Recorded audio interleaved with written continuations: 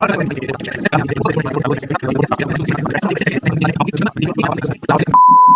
Scenario, please do not change your teacher last moment पे। But अगर तुम ऐसा देख रहे हो कि ठीक है तुमने कुछ पढ़ा ही नहीं है, तुमको कुछ आता ही नहीं है उस सब्जेक्ट का, देन गो फाइंड समवन ऐसा कि जो तुम्हें लास्ट मोमेंट पे भी पूरी तरीके से हेल्प करे, सपोर्ट करे। जैसे मेरे साथ हिंदी में हुआ था टर्म 1 में, मुझे कुछ नहीं आता था, आई वाज लाइक रोमिंग ब्लैंक, मुझे सर मिले, मेरे को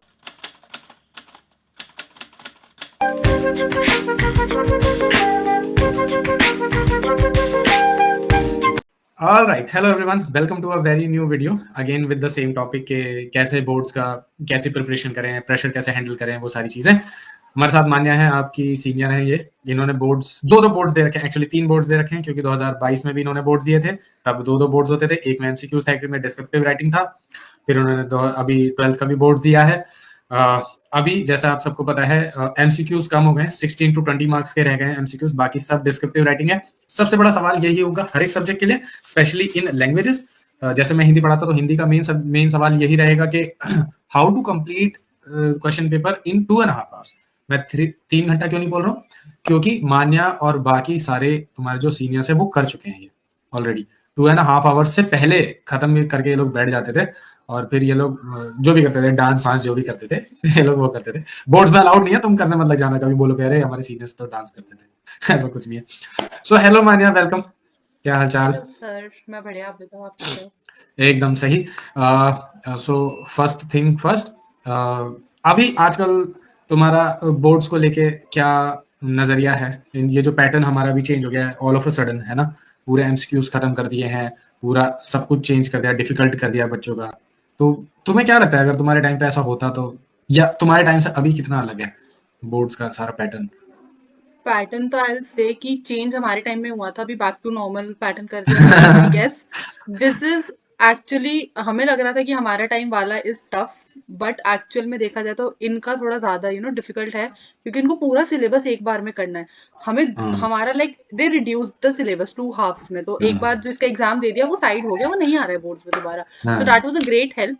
सेकेंडली हमारा वाला थोड़ा कॉम्प्लिकेट हो गया था, जस्ट बिकॉज क्योंकि एक टर्म पूरा ऑब्जेक्टिव हो गया था, एक टर्म पूरा ही सब्जेक्टिव हो गया था, तो वो चीज थोड़ी कॉम्प्लिकेट हो गई थी। Otherwise it was a relief कि सिलेबस डिवाइड हो गया। बट बच्चे अभी हमसे पहले वाले भी कर रहे थे पूरा सिलेबस, अब वाले भी कर रहे हैं पूरा सिलेबस, तो या इट्स अ ग्रेट डील पूरा सिलेबस करना। अच्छा, तो एक चीज और मैं पूछना चाह रहा था कि तुम्हारा तो चलो 2 बोर्ड्स थे, इनका तो चलो एक ही बोर्ड्स है, इनके 3 प्री बोर्ड्स भी हो गए, तुम्हें तो शायद उतना टाइम भी नहीं मिल रहा था प्री बोर्ड्स का।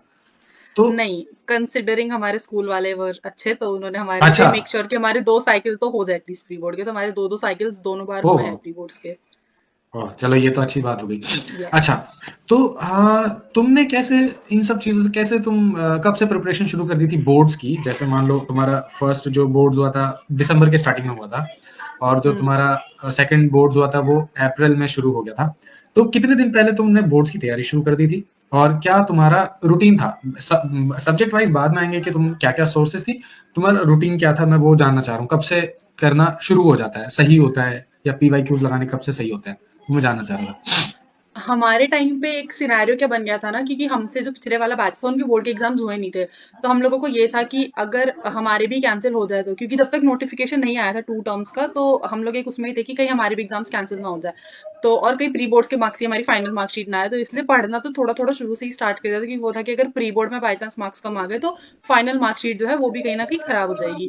तो थोड़ा थोड़ा सिलेबस कवर तो स्कूल के साथ जैसे हो रहा था वो कर लिया था, और उसके बाद जब नोटिफिकेशन आया तो फिर थोड़े रिलैक्स हो गए थे कि ठीक है अभी एक बार तो एटलीस्ट हमारा बोर्ड टेक प्लेस करेगा जो नवंबर वाला है, दैट्स फॉर श्योर, इतना पता था। तो उस नोटिफिकेशन आने के बाद बल्कि ये हुआ था कि थोड़े रिलैक्स ज्यादा ही हो गए थे कि ठीक है एटलीस्ट प्री बोर्ड के नंबर से तो डेट सॉरी मार्कशीट हमारी नहीं बनने वाली है, तो वो चीज हो गई थी। तो उसके बाद थोड़ा मैं बहुत ज्यादा ही चिल हो गई थी, then I was like I took it for granted. Last में आके होश खुले, ओके बोर्ड बहुत पास है, लेट्स स्टार्ट स्टडिंग।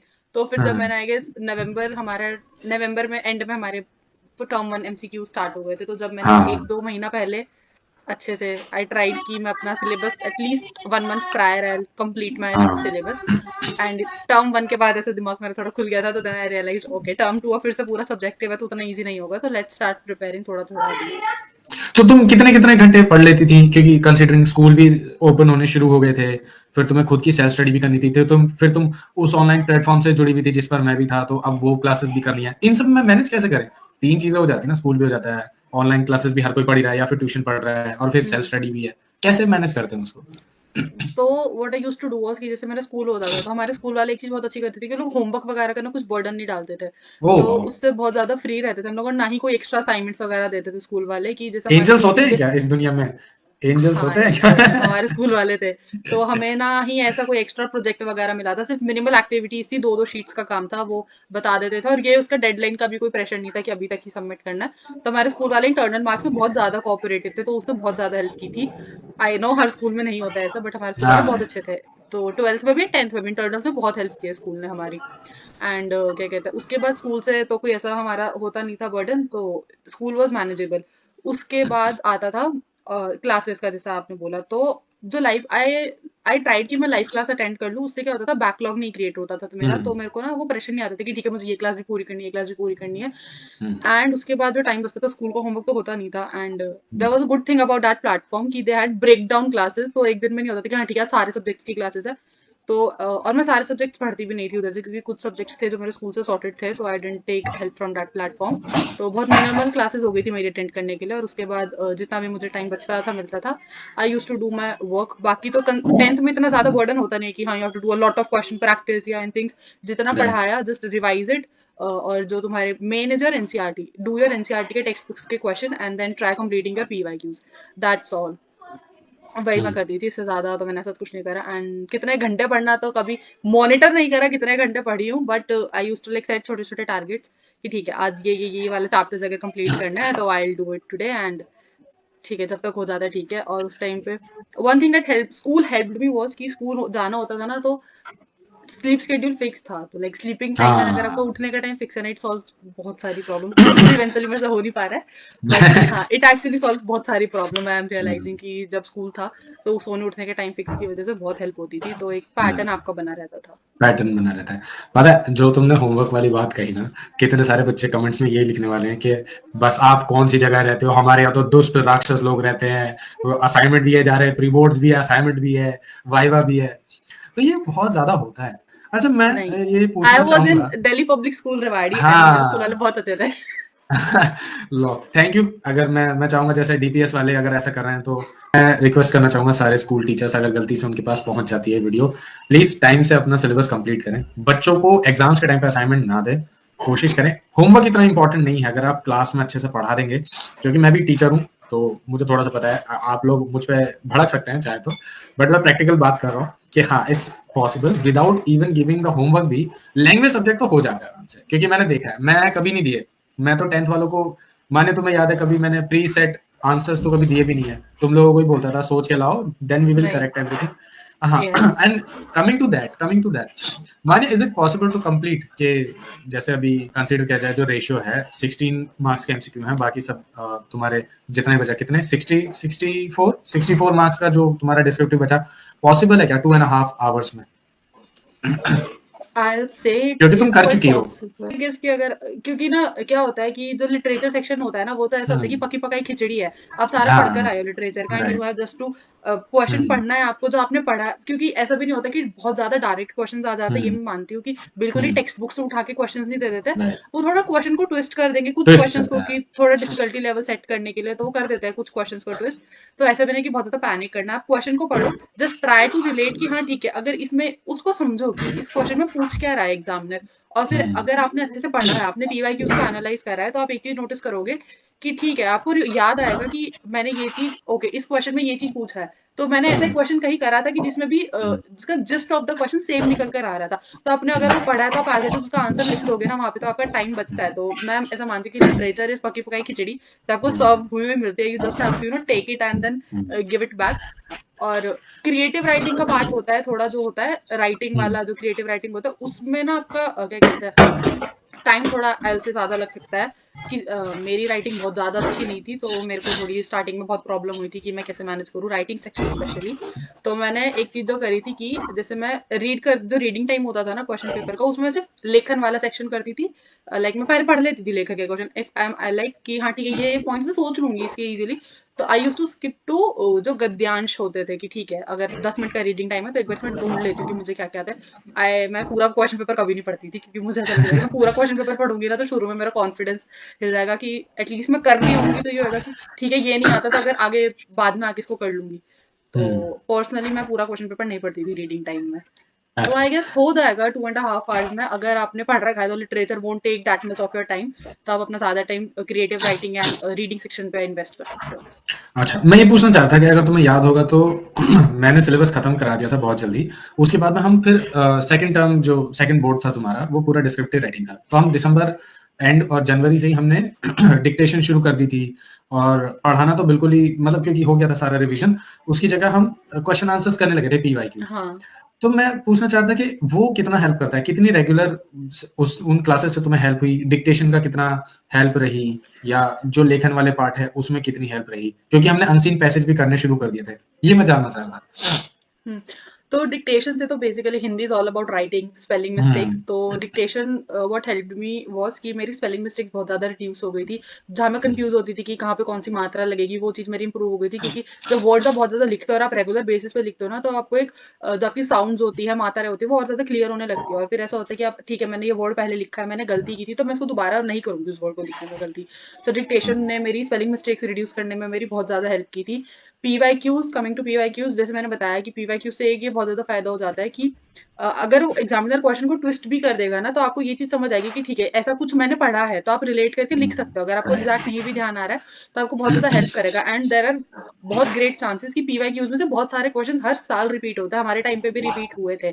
तो कई तो एग्जैक्ट सेम क्वेश्चन आ जाते हैं, तो आप बस एज इट इज आंसर लिख सकते हो अगर आपने पीवाईक्यू वो पढ़ रखा है तो। और अगर एग्जैक्ट भी नहीं आता है तो आप कहीं ना कहीं बस रिलेट करके आप लिख देते, क्योंकि क्वेश्चन ही घूमा हुआ है, आंसर तो उसका वही आएगा जो हमने पढ़ा था। Also coming to writing classes, तो राइटिंग क्लासेस में आप टाइमर लगवा लगवा के जैसे हमें करवाते थे कि ठीक है 7 मिनट से ज्यादा अनुच्छेद में नहीं लगना चाहिए तुम्हें। तो शुरू में तो नहीं हो पाता था, लाइक कोई भी नहीं कर पा रहा था शुरू में, तो बहुत रेयर बच्चे थे जो कर पा रहे थे। बट बाय टाइम जब तक एग्जाम हमारा एक्चुअल एग्जाम आए, प्री बोर्ड भी आए, जब तक सबकी स्पीड काफी बढ़ चुकी थी। लाइक अगर 7 मिनट का टाइमर है तो 5, 5.5, 6 मिनट में बच्चे करके सर को भेज रहे थे कि सर हो गया हमारा, आप चेक कर दो। तो ऑब्वियसली उससे मेरी लाइक एक तो आप जितना ज्यादा प्रैक्टिस करोगे क्रिएटिव राइटिंग, आपके थॉट्स इंक्रीज होंगे, आपका थॉट प्रोसेस उस तरीके से काम करने लग जाएगा कि ठीक है ये गिवन है तो आप सोचोगे कि इस टॉपिक से ये चीज रिलेटेड है, तो फिर मैं इसको यहाँ पे इनकॉर्पोरेट करके कुछ अच्छे पॉइंट्स लिख सकती हूँ। तो इससे एग्जामिनर को अच्छा लगेगा और मेरे को मार्क्स भी अच्छे मिलेंगे। तो राइटिंग क्लासेस ने उस चीज में मेरे को बहुत हेल्प की थी, क्योंकि प्रैक्टिस हो गई थी तो ज्यादा टॉपिक्स हम लोग कवर कर चुके थे। तो वो एक कॉन्फिडेंस था कि ठीक है इतने सारे टॉपिक्स पे मैंने लिखा हुआ है, तो अगर उसमें से कुछ आ जाता है तो वेल एंड गुड, नहीं आता तो I have many ideas in my mind. तो मैं like you have that confidence कि नहीं अगर आता है तो I have done lot of practice, तो मैं लिख लूंगी वो चीज। मैं ये पूछना चाह रहा था और इसके साथ और ऐड करना कि अगर तुमने वो 2-3 महीने की राइटिंग क्लासेस ना करी होती तो क्या चेंजेस रहते अगर वो रेगुलर तुम नहीं करते, क्योंकि बहुत सारे बच्चे लास्ट मिनट में या लास्ट के 15 डेज में हिंदी पढ़ने की कोशिश करते हैं टू कवर अप एवरीथिंग।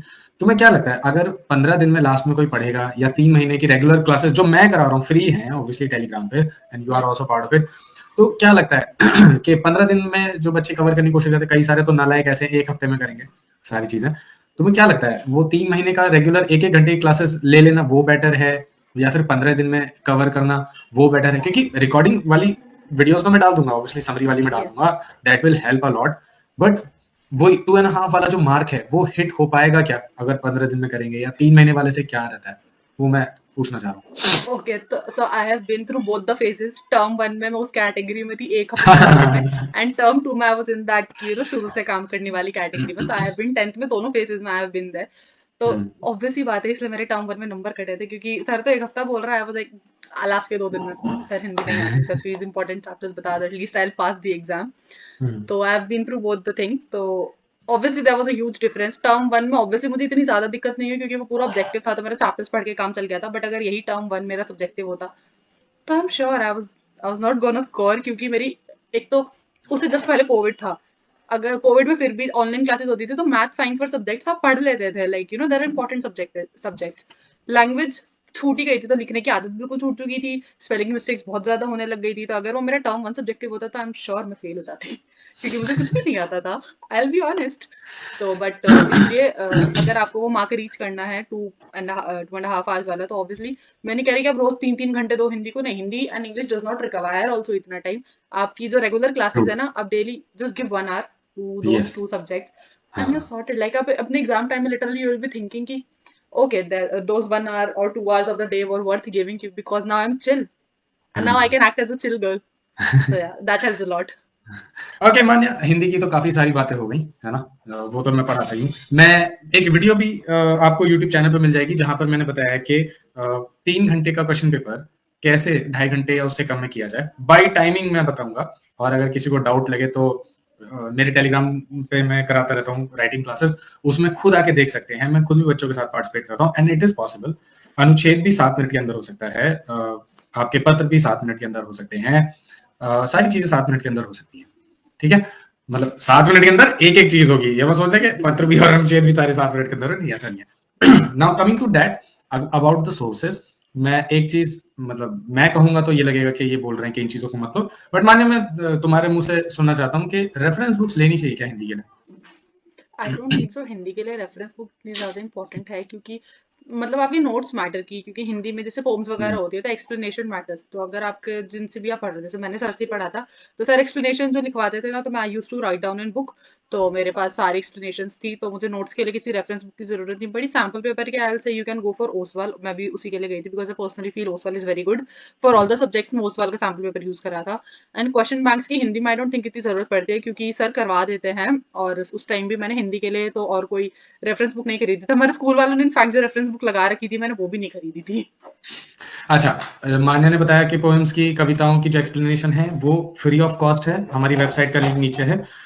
उसमें लाइन बाय लाइन मैंने हर एक पोएम का, क्षितिज, कृतिका, स्पर्श, संचयन, जितनी बुक्स हैं उन सब के लाइन बाय लाइन हर एक पोएम का एक्सप्लेनेशन मैंने खुद से लिखा है। फ्री है वो ई बुकलेट, जाके पीडीएफ देख लेना। And one more thing, PYQs मैंने सारे कंपाइल कर दिए हैं, क्षितिज, कृतिका, स्पर्श, संचयन सबके ये वाइज, वो भी देख लेना, वो भी फ्री ऑफ कॉस्ट है, वेबसाइट पर भी होगी, टेलीग्राम पर भी होगी। तो स्टडी मटेरियल सब फ्री है, एजुकेशन शुड बी फ्री। और उन सब में मान्य का भी हाथ है, अगर तुम्हें पता ना हो तो। इन सारे थॉट प्रोसेस के पीछे, मटेरियल्स के पीछे मान्य है और बाकी और एक दो बच्चे और हैं, उन सब का हाथ रहता है। तो अगर मैं कुछ कर रहा हूँ तो वो वो सिर्फ मेरे दिमाग से निकली हुई चीज नहीं है, ज्यादातर इन लोगों से बात कर करके वो सब आ रहा है। And coming to other subjects also, मान्य स्ट्रेटजी या मटेरियल्स तो ऑब्वियसली बच्चे ढूंढ ही लेते हैं आजकल। मैं ये जानना चाह रहा था, कुछ ऐसे चैलेंजेस होते हैं क्या, जैसे अध्ययन से मैंने बात करी थी, अध्ययन का ऐसा था कि 9th में भी वो किसी साइंस ओलंपियाड में बिजी था, 10th में भी वो नवंबर तक किसी साइंस ओलंपियाड में बिजी था, एंड जिस ऑनलाइन प्लेटफॉर्म पे मैं था वहां पर अक्टूबर में मेन सब्जेक्ट्स के टीचर्स चले गए थे, मतलब for all the other reasons वो हट गए थे। कुछ ऐसे चैलेंजेस आ जाते हैं, है ना, कई बार कुछ बच्चों के हेल्थ इश्यूज आ जाते हैं फैमिली में या उनके खुद के। तुम्हारे कुछ चैलेंजेस रहे हैं, टीचर हट गए हों या सब्जेक्ट चेंज हो गया, मतलब कुछ भी व्हाटएवर इट इज, जो भी कुछ ऐसा रहा? तो बाय गॉड ग्रेस मेरे को ऐसा फैमिली प्रॉब्लम है, कोई हेल्थ इश्यूज मुझे नहीं हुआ था ना, very grateful for that thing. So my family supported me a lot and it is actually very important. Family support बहुत इंपॉर्टेंट होता है इस टाइम में, बिकॉज एक आप पहली बार बोर्ड्स दे रहे होते हो, आप कई लोगों से सुन लेते हो कि ठीक है it's tough, even though you know people tell you कि they are not that tough, but still your biggest supporter has to be your family and they are. So I was very grateful for that thing. और मुझे ऐसा कोई और extra challenges मुझे face नहीं करने पड़े थे। हाँ, 10th के स्टार्टिंग में था थोड़ा सा, because I was in the NTSC section.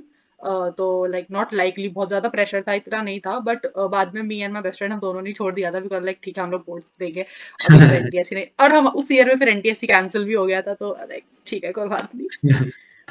अच्छा, और एक चीज और, कई बार ऐसा होता है कि बोर्ड्स के टाइम पे हम सोचते हैं कि हमको पढ़ना ही पढ़ना चाहिए, है ना, जितना ज्यादा टाइम हो जाए। पेरेंट्स भी, इंडियन पेरेंट्स की ये मेंटेलिटी होती है कि अब घर में ही रहो, दरवाजे लॉक कर लो।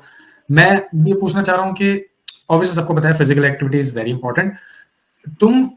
तुम्हारा क्या टेक है इस पर कि जैसे बोर्ड्स का जब 1 महीना रह जाएगा तो ऑब्वियसली पढ़ना है, जितना ज्यादा पढ़ सकते हो पढ़ो, बट फिजिकल एक्टिविटी या बाहर घूमने जाना या थोड़ा एक्सरसाइज कर लेना, वो सब का कितना बड़ा रोल है इन सब चीजों में, वो मैं पूछ रहा हूँ। Actually that plays a huge role, क्योंकि मेरे साथ क्या होता था, मैं 10th में I was a regular school going student. तो लास्ट में आई गेस कुछ टाइम पे 10-15 दिन पहले हम लोगों ने स्कूल जाना बंद करा था। बाकी 10th में I like been to school regular. तो उसमें क्या होता था, हमारा स्पोर्ट्स पीरियड होता था, तो we used to go out, we used to play. तो उससे ना बहुत ज्यादा हेल्प हो जाती है, स्पेशली उन बच्चों के लिए जो लोग स्कूल भी नहीं जा रहे उनके लिए और भी ज्यादा इंपॉर्टेंट हो जाता है, जो लोग स्कूल नहीं जाते हैं। तो मैं तो स्कूल जाती थी, हम लोग खेल लेते थे, ऑब्वियसली हम लोग फ्रेंड से भी मिल लेते थे, तो वो बहुत ज्यादा हेल्पफुल हो जाता था, माइंड बिल्कुल फ्रेश हो जाता था, like friends always help you सबसे ज्यादा इन सब चीजों में। तो मेरे फ्रेंड्स भी ऐसे ही थे सारे, और हम लोग स्कूल चले जाते थे, सब नॉर्मल हो जाता था। पर जो बच्चे नहीं जाते हैं स्कूल, आई विल से आजकल कि ये परसेंटेज बहुत बढ़ गया है उन बच्चों का जो डिच कर रहे हैं स्कूल जाना 10th और 11th 12th के लिए, घर में रह के ज्यादा पढ़ाई कर रहे हैं उनके लिए तो। 11th 12th में तो मैं भी नहीं गई, आई be very honest. 11th 12th में मेरा भी लाइक अटेंडेंस का परसेंटेज बहुत ज्यादा ही कम था। बट 10th में मैं रेगुलर स्कूल गई हूँ, तो फिर मेरे को वो बहुत ज्यादा हेल्प करता था। और जो बच्चे नहीं जा रहे school, please try, I am not saying you just go hit a gym और समथिंग, जस्ट प्लीज 10 मिनट बाहर जाओ, थोड़ी सी वॉक कर लो, यू कैन थोड़ी सी वॉक करो, तुम पार्क चले जाओ 10 minute, just go meet people around, and if no one there you can just talk to your friend, connect. तो वो that obviously helps you a lot. And company इस time पे आपकी कंपनी कैसी है, that matters a lot, so make sure कि आप एक अच्छी कंपनी में हो। ऑलराइट मान्या, एक लास्ट के 2-3 सवाल हैं, फिर मैं तुम्हें परेशान नहीं करूंगा, आई नो तुम्हारी भी पढ़ाइयां हैं। अरे नहीं, पहला तो आई ये रियली कि have fun. So sweet of you. पहला तो ये कि हिंदी इंग्लिश के बारे में चलो एक तरीके से बात होगी, जो बात हम हिंदी के लिए कर ले रहे हैं वही बात इंग्लिश के लिए हो जा रही है। Coming to science maths SST, इनके कई बार ऐसा होता है कि हमें कोई वीडियो दिखी यूट्यूब पे, ऐसे ही सर्च करने लगे तो कोई अच्छा टीचर दिख गया, उसकी थंबनेल कैची मिल गई, तो हम उसकी तरफ ज्यादा इन्फ्लुएंस हो गए। क्या पता स्कूल वाला टीचर अच्छा पढ़ा रहा हो, बट उस पर हम डाउट करने लग जाते हैं लास्ट मिनट में। कई बार ऐसा होता है, कई सारे यूट्यूब चैनल्स ऐसे होते हैं कि ओहो वो मैथ्स का टीचर है, बट भाई वो इंग्लिश भी पढ़ा रहा होगा आपको, वो स्ट्रेटजी बता रहा होगा, फिर वो एसएसटी भी बता रहा होगा। सो तुम्हारा क्या टेक है इन चीजों के ऊपर कि क्या करना चाहिए? पूरे साल जिससे पढ़ रहे हैं उस पर जाना चाहिए, उस पर यकीन करना चाहिए, या लास्ट मिनट टीचर चेंज करना चाहिए, या फिर अगर कोई मैथ्स का टीचर है अगर वो बाकी सब्जेक्ट पढ़ा रहा है, तो इन सब पे मैं थोड़ी थोड़ी तुम्हारी राय जानना चाहता हूँ। ओके, तो इसमें से कि जिस टीचर से तुम ना एक एक टीचर और स्टूडेंट का ना एक बॉन्ड ऐसा होता है कि आप थोड़े टाइम पढ़ते हो ना, like you get to know कि ठीक है तुम्हें कितना समझ आ रहा है, तुम कितना करेक्ट कर पा रहे हो। अगर तुम्हें प्रोग्रेस दिख रही है अपने सब्जेक्ट में, तो फिर obviously your teacher is good, you have a good understanding, तुम्हें समझ आ रहा है। सो आई से अगर ऐसा scenario, please do not change your teacher last moment पे। बट अगर तुम ऐसा देख रहे हो कि ठीक है तुमने कुछ पढ़ा ही नहीं है, तुम्हें कुछ आता ही नहीं है उस सब्जेक्ट का, देन गो फाइंड समवन ऐसा कि जो तुम्हें लास्ट मोमेंट पे भी पूरी तरीके से हेल्प करे, सपोर्ट करे। जैसे मेरे साथ हिंदी में हुआ था टर्म 1 में, मुझे कुछ नहीं आता था, आई वाज लाइक रोमिंग ब्लैंक, मुझे सर मिले, मेरे को समझ आया, मुझे 2 दिन में पता चल गया कि मुझे सर से अच्छे से समझ आ रहा है, मेरा एग्जाम वेंट वेल, मेरे मार्क्स आए, ठीक है, अंडरस्टूड कि ठीक है मुझे हिंदी का पूरे साल में जो मेरा कुछ भी नहीं हुआ, मेरे से 2 दिन में पढ़ के ठीक ठीक नंबर आ गए। तो फिर इसलिए फिर मैंने टर्म 2 में सर के साथ कंटिन्यू करा। एंड कमिंग टू बाकी सब्जेक्ट्स, ऐसे बहुत कम सब्जेक्ट्स थे जो मैं ऑनलाइन पढ़ रही थी, लाइक मेरे स्कूल से काफी सब्जेक्ट सॉर्टेड थे, so I trusted on my school के टीचर्स, एंड जिन टीचर्स से मैं वैसे पढ़ रही थी, सो एवरीथिंग वाज गुड। मैंने ऐसा नहीं था कि लास्ट मोमेंट मैंने कोई टीचर चेंज करा। If you are like if are feeling the need, एक बार प्लीज जिन टीचर से आप पढ़ रहे हो, आपने पूरे साल उन पर ट्रस्ट करा है, you can not lose that trust in a minute, specially under pressure. I know things happen, but ठीक है, you will have to like manage, obviously you will. But थोड़ा अब पूरे साल भरोसा करा है तो और 2 महीने भरोसा कर लो, अगर तुम्हें अच्छे रिजल्ट्स मिले ही हैं। क्योंकि मेरे साथ ऐसा हुआ था कि एक, आई विल नॉट से the name and the subject, but school से था थोड़ा, एक सब्जेक्ट था जो हमें नहीं आ रहा था समझ, आई गेस पूरी क्लास को ही थोड़ा इशू हो रहा था, कम्युनिकेशन बैरियर कुछ हो रहा था। तो हम लोगों ने स्कूल में जैसे बोला, कंप्लेंट वगैरह करी, तो हमारे स्कूल वाले was kind enough to teacher को बुला के उनको भी थोड़ा बताया कि बच्चों को भी इश्यूज हो रही है, हमें भी बोला कि तुम भी थोड़ा कोऑपरेट करो, सर को भी बोला। उसके बाद थिंग्स वेंट वेल, उनका हम लोगों को धीरे धीरे फिर समझ आने लगा, वी ट्रस्टेड हिम, तो बाय द एंड हमारे सबके scores were good. So it is a process and it will take time, तो आपको भी ट्रस्ट दिखाना पड़ेगा ना, आपको टीचर पे भी ट्रस्ट करना पड़ेगा। ट्रू। अच्छा, कमिंग टू दैट, मैं सबको ये बताना चाहता हूँ, ये जितनी हम्बल होने की कोशिश कर रही हैं, टर्म 1 में 40 मार्क्स का होता था बोर्ड्स, टर्म 2 में 40 मार्क्स का होता था, जो कि मैं हर साल बच्चों को बताता ही हूँ। मान्या ने राइटिंग में 40 आउट ऑफ 40 लिए थे, ये बोल रही है राइटिंग खराब थी, स्पीड बेकार थी, नहीं, इनके 40 आउट ऑफ 40 आए थे।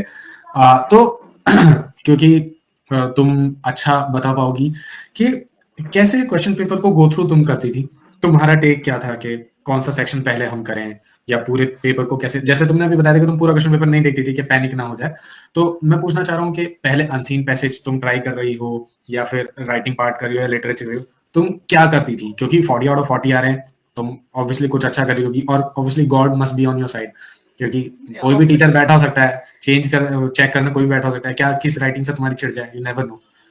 तो हाँ, तुम किस तरीके से गो थ्रू करती थी, पहले कौन सा सेक्शन अटेंड करती थी? तो what I used to do कि मैं पूरा क्वेश्चन पेपर ऐसा नहीं पढ़ती थी। तो मैं क्या करती थी कि मेरे को पता है कि writing is something you need fresh mind for that. आप उसको अंडर प्रेशर करोगे ना, आप नहीं कर पाओगे। तो मैं पहले राइटिंग सेक्शन का देखती थी कि आई यूज्ड टू सी, ठीक है मुझे ये है, मैं लिख लूंगी अगर उस पे। तो I used to come to the reading section, और मैं ट्राई करती थी कि जो 10 या 15 मिनट का रीडिंग टाइम मिला है उसमें अपना एक पैसेज तो एटलीस्ट कंप्लीट कर लूं।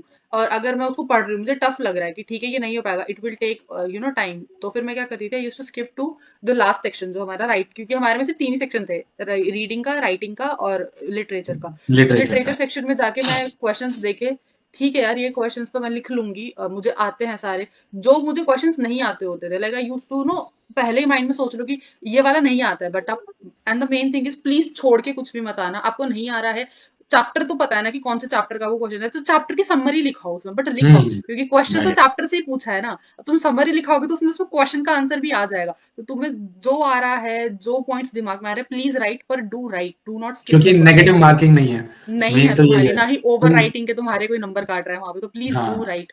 बट लिख ऐसा दो, नहीं कि एक नंबर तो आ ही जाएगा। हाँ, ऐसा नहीं कि तुम ऑब्वियसली। ओवर राइटिंग के नंबर काट रहे, बट एक और मेक श्योर करना कि अगर तुम्हारा कोई 2 नंबर का क्वेश्चन है ना, तो उसमें बहुत ज्यादा लिमिट एक्सीड मत कर देना, क्योंकि उसमें ना तुम्हारे नंबर कटने के खुद से चांसेस बढ़ जाएंगे, क्योंकि तुम जितना ज्यादा कंटेंट दोगे लिखा हुआ, हम्म। एग्जामिनर को उतना ज्यादा चांस मिलेगा तुम्हारे मार्क्स काटने का। तो ट्राई कि जो 2 और 3 मार्क्स वाले क्वेश्चन होते हैं उनमें टू द पॉइंट आंसर लिखो, एंड ज्यादा राइट। इधर उधर की बातें मत करो। और अगर राइट। तुम्हें वो क्वेश्चन बिल्कुल ही नहीं आ रहा तो फिर बात अलग है, तो नंबर गेन करने के लिए इंसान कुछ तो लिखेगा, तो डू दैट थिंग। बट जो क्वेश्चन आता है, please be to the point, and उसमें ज्यादा इधर उधर भावनाओं में मत बह जाना, उसको बिल्कुल सटीक लिखना। Same goes for the 5 number वाले क्वेश्चन, क्योंकि 5 नंबर वाले क्वेश्चन जितना मैं पैटर्न देख रही हूँ कि अब क्या हो रहा है ना, थोड़े लॉजिकल थिंकिंग या moral of the story right. या रियल लाइफ से कनेक्ट करके आ रहा है, तो उसके लिए right. You need to think कि ठीक है अब इसमें पूछा है, इसको रियल लाइफ से भी कनेक्ट कर दिया, लाइक योर ओन अंडरस्टैंडिंग भी वहां पे तुम्हें दिखानी है कि what's your positive thoughts on that thing. तो यू नीड टू थिंक कि ठीक है उसमें ऐसा ऐसा हुआ था कि स्पेशली एक संचयन, स्पेशली संचयन के हाँ तीनों चैप्टर्स में तो हो गई है। हो गई है, हरिहर हम्म। काका एंड वो सारे चैप्टर्स ही ऐसे हैं कि आपको रियल लाइफ इंसिडेंट से कनेक्ट करके देंगे देंगे क्वेश्चंस उसमें से। तुम ये देखो कि तुमसे क्वेश्चन में क्या पूछा है, एंड जस्ट सी कि चैप्टर के जो पॉजिटिव पॉइंट्स निकल कर आ रहे हैं, ये चैप्टर्स की जो लर्निंग है उसे रियल लाइफ से कनेक्ट करो, just think and then write. तो यही मेरी अप्रोच थी कि मैं सबसे पहले मेरा मेन यही था कि मैं राइटिंग सेक्शन देख लूं, क्योंकि वो सबसे ज्यादा मेरा टाइम लेगा। क्योंकि और जो भी मेरे पॉइंट्स आते थे ना, मैं उनको शॉर्ट में, जैसे मेरे को आया कि ठीक है ये वाला पॉइंट एकदम से कुछ क्लिक कर जाता है, तो एक बार जो जो तुम्हें थॉट्स आ रहे हैं ना कि इसमें फॉर एग्जाम्पल कोई अनुच्छेद है, तुम्हें दिमाग में आ रहा है कि तुम इसमें ये अच्छे पॉइंट्स है, तुम लिख सकते हो उनको कहीं भी रफ में, चाहे क्वेश्चन पेपर पे ही, चाहे last of the answer sheet पे, छोटा छोटा ना एक एक वर्ड में या दो दो लाइन में, एक एक लाइन में ना लिख लो कि ठीक है इससे रिलेटेड ये थॉट्स मुझे आ रहे हैं, तो इन इन इंपॉर्टेंट पॉइंट्स को मैं इनकॉर्पोरेट करूंगी। और इससे एक चीज अच्छी क्या होती है, लिखते लिखते ना बीच में थॉट नहीं आता कि हाँ ये पॉइंट भी है, चलो इसको आगे लिख देंगे, तो वो एक फ्लो ऑफ राइटिंग ना बिगड़ता नहीं है। तो राइट। अगर आपके पास सारे पॉइंट्स लिखे हुए हैं, तो आप उसको वो अच्छा कैसा लगेगा आप अरेंज भी कर सकते हो कि ठीक है ये पॉइंट पहले आएगा तो इसे कनेक्ट करके मैं कुछ अच्छा दूसरा पॉइंट को यूज करके लिख सकता हूँ। और अगर तुम्हें संकेत बिंदु मिली हुई है तो फिर तो वेल एंड गुड, इट्स हाँ, चेरी फिर ऑन तो द टॉप। मिलता ही है, आजकल तो हाँ, क्या मिलती है और सबको। अगर संकेत बिंदु मिली है तो मेक श्योर कि सारी संकेत बिंदु को यूज करो, एक को भी छोड़ो मत। हाँ, तो इसी के साथ जैसे तुम्हें पता चला मान्या ने कितने सारे इंसाइट्स दिए, अगर तुम्हें लगता है कमेंट सेक्शन में, तो ऑब्वियसली तुम मान्या को लिखने वाले हो, काफी सारे सवाल पूछने वाले हो, लिख देना। इस यूट्यूब चैनल में मान्या भी काफी चीजें देखती है, तो वो ऑब्वियसली तुम्हारी रिप्लाई कर देगी, नहीं तो तुम्हारे सवाल मान्या तक पहुंच ही जाएंगे। एंड ज्यादा वो कनेक्टेड नहीं रह पाती टेलीग्राम पर, बट मान्या तक तुम्हारे सवाल पहुंच जाएंगे अगर तुम कुछ भी कहना चाहो तो। और वो हर साल बोर्ड्स के बच्चों का हेल्प करती रहती है जितना उससे हो पाता है। अभी तो शी इज लिटिल बिजी। तो इसी के साथ हम ये इंटरव्यू वाइंड अप करते हैं। आई होप आपको कुछ सीखने को मिला होगा। और दूसरी बात, जो जो राइटिंग टिप्स मान्या ने दी हैं, उसके साथ साथ मैं भी छोटे छोटे जो राइटिंग टिप्स हैं उनके लिए वीडियोस में लेके आता रहूंगा कि राइटिंग सेक्शन को कैसे करें, 7 मिनट्स के अंदर कैसे करें, ज्यादा थॉट्स दिमाग में कैसे आएंगे, है ना, पत्र कितने तरह के हो सकते हैं, उनके बारे में थॉट्स कैसे आएंगे, एंड ये सारी चीजें होंगी, है ना। फॉर्मेट्स भी मैं लेके आऊंगा। और एक चीज मैं बोलना चाहता हूँ, मान्य के जो स्कूल टीचर हैं हिंदी के, उनको थैंक यू बोलना चाहता हूँ कि भाई उनके बताए हुए फॉर्मेट्स थे जो मैं आज तक यूज करता हूँ, क्योंकि वो बोर्ड्स की आंसर शीट्स चेक करते हैं। और बड़ा इंटरेस्टिंग किस्सा है कि जो मान्य को हिंदी पढ़ाते थे टीचर, वो मान्य के फादर को भी हिंदी पढ़ाते थे एक समय में, तो वो इनके खानदानी हिंदी टीचर है। और फिर एक तरीके से वो मेरे भी मेंटोर बन गए, क्योंकि मैं उनके फॉर्मेट यूज करता हूँ हिंदी के, एंड वो 3-4 साल से बोर्ड्स में वही फॉर्मेट्स यूज हो रहे हैं। तो यू कैन ट्रस्ट हिम, मतलब ऑब्वियसली वो फॉर्मेट्स, क्योंकि वो खुद बोर्ड्स की आंसर शीट चेक करते हैं। So on that note, Manya, thank you so much, तुमने टाइम निकाला पहली बात तो, वेलकम। क्योंकि छोटे भाई ऑल्सो बहनों के होते हुए बड़ा शोर शराबा रहता है ये घर में, तुम इतना शांति वाला टाइम निकाल पाई। अरे हाँ thank you so much for having me. I have never expected कि ठीक है यूट्यूब पे लाके मैं गिव समथिंग लाइक दिस और यूट्यूब पे जाएगा, तो इट्स अ ह्यूज थिंग हाँ for me as well. Also मैं एक चीज आज मैं बोलूंगी कि जितना इंपॉर्टेंट तुम्हारा लाइक फिजिकल या लाइक फिजिकल एक्टिविटी या अपने फ्रेंड्स के साथ कनेक्ट होना है, मेक श्योर कि तुम लाइक नॉट इफ डेली, कि तुम दिन में 4 दिन में 5 दिन में हफ्ते में एक चीज ऐसी कर रहे हो जो तुम्हें बहुत पसंद है। It may be like painting for some people, it may be like video creating for some, please do it. It is such a हाँ। relief. It gives you, it's तो basically so relaxing and so soothing. So अब just वो do it, please. Let me cut you in the middle, ऐसी चीजें मान्या बहुत सारी करती है। जब से 12th आया तो फिर तो उसने हद कर दी है। तो उसका खुद का इंस्टाग्राम अकाउंट भी है, नाउ इट्स गोइंग प्लेसेस। और वो मतलब जो फालतू की चीजें हो जाती है उनसे भी कुछ यूजफुल बना लेती थी। पता नहीं वो तुमने अपने इंस्टाग्राम पर डाल रखा है नहीं डाल रखे फोटोज, नहीं बट मुझे तो डालती। दिखाया। हाँ वो तुम्हें डालने चाहिए। अभी कुछ पेंटिंग्स मान्या ने बड़ी सारी बनाई है। तो बेसिकली इट्स लिटरली हेल्पफुल कि पढ़ाई वढ़ाई जो भी है वो आप अपनी लाइफ के लिए कर रहे हो, बट अपने मन के लिए जो आप करोगे ना वो रील स्क्रॉल करना नहीं होना चाहिए। That should be singing, that should be painting जो मान्य करती है, that should be creating content. मान्य के रील्स तुम देखोगे तो काफी ज्यादा उनमें कंटेंट रिच है। और बहुत सारी चीजें आप कर सकते हो। मतलब 1 घंटा अपने मन को रिलैक्स करने के लिए दो। नॉट रील्स, मैं दोबारा कह रहा हूँ, not reels not videos, but something going outdoor या कुछ भी। तो ठीक है मान्य, थैंक लास्ट यू कोई फॉर द थॉट? थैंक हाँ यू फॉर बोलो। द फ्री का प्रमोशन पहले तो। मेरे को फ्री का बहुत सारा प्रमोशन मिल गया ऑब्वियसली। हाँ ऑल्सो एक और चीज जो बहुत इंपॉर्टेंट है, please do give time to your parents, क्योंकि उनके यस साथ यस। स्पेंड करा हुआ time mentally helps you a lot. तो मतलब मैं कुछ भी होता था ना, I used to share with my mummy. मैं स्कूल से आती थी, I used to share everything with my mummy. तो मम्मी बहुत ज्यादा, तो अभी भी कुछ भी होता है तो लाइक मैं और मम्मी गॉसिप कर रहे हैं, तो that literally helps you a lot. वो बहुत ज्यादा सूदिंग क्योंकि होता है। तो please go talk to your parents, they will help you a lot, हाँ, not just one way but in many ways they will gonna help you a lot. तो please उनसे बातें करना मत क्योंकि छोड़ना बिल्कुल भी। आजकल तो आजकल तो लड़के भी विदा होते हैं 12th के बाद, लड़कियां भी विदा होती है। अब घर में कोई नहीं रहता भाई, सबकी विदाई होती है, एंड परमानेंट वो भी। तो लास्ट कोई थॉट जो तुम कहना चाहती हो? पेरेंट्स वाला तो तुमने कहा ही, बड़ा ब्यूटीफुल थॉट था जो मेरे दिमाग में नहीं आया था। इसी के साथ हम वाइंड अप करेंगे। कुछ तुम कहना चाहते हो लास्ट में तो? नहीं, और ऐसा कुछ नहीं है। बस एक चीज है कि प्लीज बिल्कुल भी पैनिक मत करना। Trust the process, trust your preparations. किसी के हम्म। सेकंड थॉट, अपना ही सेकंड थॉट कभी मत सुनना स्पेशली। और उन लोगों से दूर रहना जो पेपर से कुछ दिनों पहले आके बोलते कि तूने ये पढ़ा, तूने वो पढ़ा। Please stay away from those people. Just believe कि तुमने क्या पढ़ा है, तुम्हें पता है तुम्हारी प्रिपरेशंस कैसी है। और तो एग्जाम जब करके आओ तो एग्जाम करके आने के बाद ये भी मत पूछना कितना किया है कितना एग्जैक्टली नहीं किया, भाई exactly. अगले पे वो चलो। सब नहीं, अगले पे जाओ। एंड एक और हाँ। चीज, प्रिपरेशन में सैम्पल पेपर्स टाइमर के यस साथ लगाना मत छोड़ना, वो बहुत ज्यादा यस हेल्प करता है। यस। वो बेसिकली तुम्हारी जो टाइमिंग होती है उसे कैसे तुम्हें अपने लिमिट में लाना है, वो बहुत ज्यादा हेल्प करेगा। और ऐसे लोगों से तो प्लीज दूर रहना जो पेपर के बाद आके भी तूने ये क्वेश्चन करा, तूने ये करा, तू कितने नंबर का अटेम्प्ट कर कितने बन जाएंगे। प्लीज ऐसे लोगों से दूर रहना। वो तुम्हारा अगला पेपर भी इफेक्ट करेगा और मेंटल हेल्थ भी इफेक्ट करेगा। तो प्लीज ऐसे लोगों से थोड़ा, भाई प्लीज मेरा हो गया, मैं अपना देख लूंगी, मेरा अगला पेपर इंपॉर्टेंट है मेरे लिए। Just do that thing. चलिए, ऑन दैट नोट बाकी और भी इंटरव्यूज आप लोगों के लिए आने वाले हैं, अच्छे अच्छे, बढ़िया बढ़िया। इसमें से जो भी आप, वैसे तो सारी यूजफुल चीजें थी, जो भी आपको और किसी चीज के बारे में और डिटेल वीडियो चाहिए हो तो जरूर बताना। मैं कोशिश करूंगा मान्या सर मैं और उन चीजों के बारे में पूछ सकूं और तुम लोगों के लिए लेके आ सकूं। So on that note thank you so much. अपना ध्यान रखिए, खुश रहिए, गुड नाइट्स।